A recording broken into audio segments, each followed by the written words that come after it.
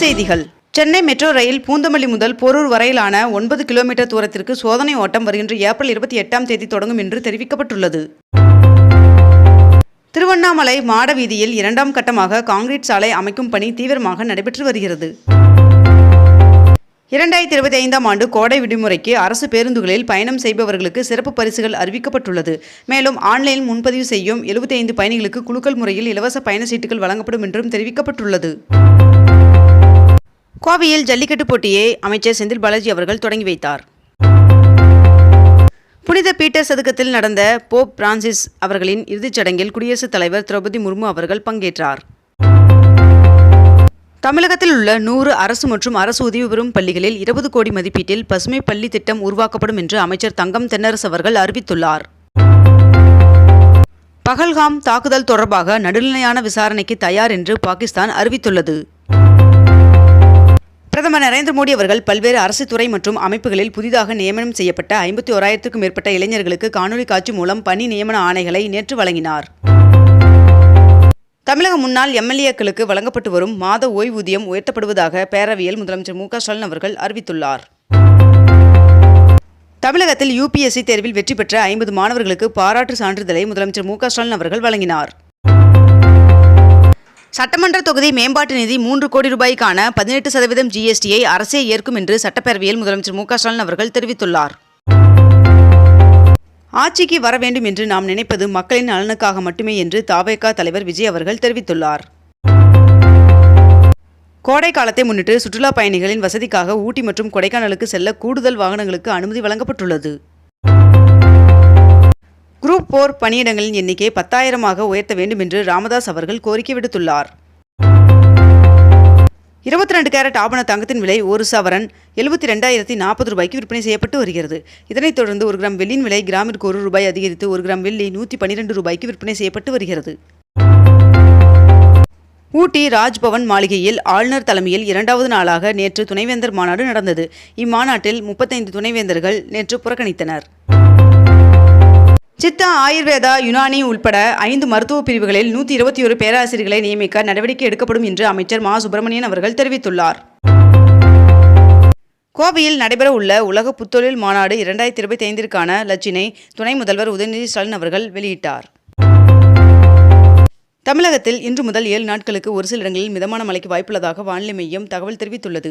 அதே நிலையில் தமிழ்நாட்டில் அதிகபட்ச வெப்பநிலை 2 முதல் 3 டிகிரி செல்சியஸ் வரை அதிகரிக்கக்கூடும் என்றும் வானிலை மையம் தெரிவித்துள்ளது. விரைவில் தமிழாசிரியர் பணியிடங்கள் நிரப்பப்படும் என்று பள்ளிக் கல்வித்துறை அமைச்சர் அன்பில் மகேஷ் அவர்கள் சட்டப்பேரவையில் தெரிவித்துள்ளார். 2025ஆம் ஆண்டு டான்செட் மற்றும் சீட்டா தேர்விற்கான முடிவுகளை அண்ணா பல்கலைக்கழகம் வெளியிட்டுள்ளது. சென்னை விமான நிலையத்திலிருந்து மாநகர பேருந்து சேவை தொடங்கப்பட்டுள்ளது.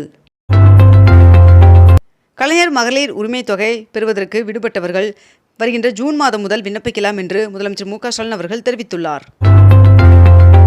வீடுகளுக்கு கேபிள் டிவி சேவை போல 100 Mbps வேகத்தில் மாதம் ₹200 கட்டணத்தில் இணைய சேவை ஏற்படுத்த திட்டம் செயல்படுத்தப்படும் என்று தகவல் வெளியாகியுள்ளது. இந்தியாவில் ஒவ்வொரு மாநிலத்திலும் வசித்து வரும் பாகிஸ்தான் குடிமக்களை அடையாளம் காண்பதற்கும் அவர்களை திருப்பி அனுப்பும் நடவடிக்கைகளை எடுக்கவும் மாநில முதல்வர்களிடம் அமைச்சர் அமித்ஷா அவர்கள் கேட்டுக்கொண்டுள்ளார்.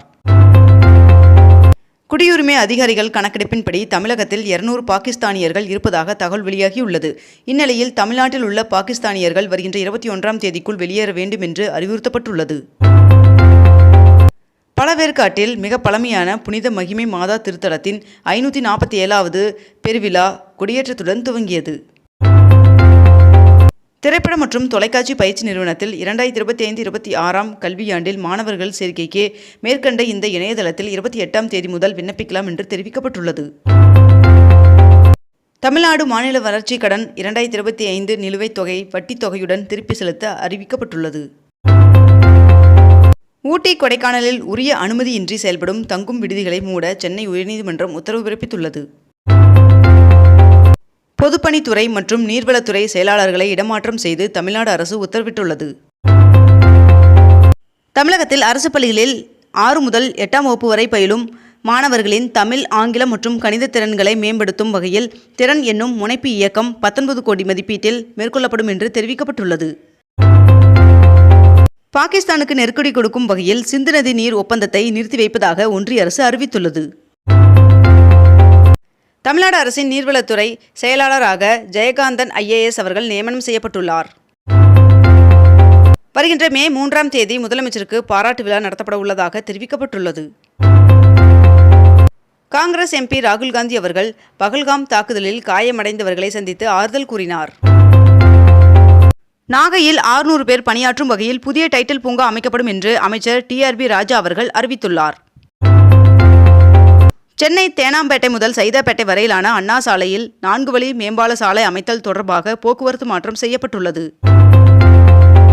தலைநகர் டெல்லியில் காற்று மாசுபாட்டை குறைக்க 10 வருடங்களுக்கு மேற்பட்ட டீசல் வாகனங்கள் மற்றும் 15 வருடங்களுக்கு மேற்பட்ட பெட்ரோல் வாகனங்களுக்கு ஜூலை 1ஆம் தேதி முதல் எரிபொருள் விற்பனை தடை செய்யப்பட உள்ளதாக தகவல் வெளியாகியுள்ளது. தமிழ்நாட்டில் மேலும் 1000 கோடி ரூபாய் முதலீடு செய்வதாக சாம்சங் நிறுவனம் உறுதி செய்துள்ளது என்று அமைச்சர் TRB ராஜா அவர்கள் தெரிவித்துள்ளார். 11ஆம் வகுப்பு கணினி அறிவியல் தேர்வில் 24வது கேள்வியை எழுதியிருந்தாலே 2 மதிப்பெண்கள் வழங்கப்படும் என்று அறிவிக்கப்பட்டுள்ளது. உதகை ராஜ்பவனில் துணைவேந்தர்கள் மாநாட்டை துணை ஜனாதிபதி ஜெகதீப் தன்கர் அவர்கள் தொடங்கி வைத்தார். TNPSC குரூப் 4 தேர்வு ஜூலை 12ஆம் தேதி நடைபெறும் என்று அறிவிக்கப்பட்டுள்ளது. இந்த ஆண்டு டெல்டா பாசனத்திற்காக ஜூன் 12ஆம் தேதி மேட்டூர் அணை திறக்கப்படும் என்று நீர்வளத்துறை அமைச்சர் துரைமுருகன் அவர்கள் தகவல் தெரிவித்துள்ளார். ஆளுநர் நடத்தும் துணைவேந்தர்கள் மாநாட்டில் அழைப்பு விடுக்கப்பட்ட 41 துணைவேந்தர்களில் 32 பேர் புறக்கணித்தனர் என்று தகவல் வெளியாகியுள்ளது. திமுக தேர்தல் வாக்குறுதியின்படி பகுதி நேர ஆசிரியர்களை பணி நிரந்தரம் செய்வதற்கான நல்ல முடிவை முதலமைச்சர் எடுப்பார் என்று பள்ளிக்கல்வித்துறை அமைச்சர் அன்பில் மகேஷ் அவர்கள் தெரிவித்துள்ளார். திருநெல்வேலி செங்கோட்டை இடையே இயக்கப்படும் பயணிகள் ரயிலின் பெட்டிகள் எண்ணிக்கை 12லிருந்து 16ஆக உயர்த்த முடிவு எடுக்கப்பட்டுள்ளதாக தகவல் வெளியாகியுள்ளது. தமிழகத்தில் 96.6% நியாய விலைக் கடையில் கைரேகை பதிவு செய்யப்படுவதாக சட்டப்பேரவையில் அமைச்சர் சக்கரபாணி அவர்கள் தகவல் தெரிவித்துள்ளார். தமிழ் கடவுள் முருகன் சுவாமிக்கு பெருமை சேர்க்கும் வகையில் முருகன் சுவாமி கோவில்களில் 1085 கோடியில் 884 திருப்பணிகள் மேற்கொள்ளப்பட்டு வருகிறது என்று அமைச்சர் சேகர்பாபு அவர்கள் தகவல் தெரிவித்துள்ளார். மதுரவாயில் முதல் திருப்பத்தூர் வரை உயர்மட்ட மேம்பாலம் அமைக்க 1400 கோடி ரூபாய் ஒதுக்கீடு செய்யப்பட்டுள்ளதாக அமைச்சர் ஏவா வேலு அவர்கள் தெரிவித்துள்ளார். 40 கோடியில் 500 மாணவர்கள் தங்கி படிக்கும் வகையில் சென்னை செனாய் நகர் பகுதியில் UPSC பயிற்சி மையம் அமைக்கப்படும் என்று முதலமைச்சர் மு க ஸ்டாலின் அவர்கள் சட்டப்பேரவையில் அறிவித்துள்ளார்.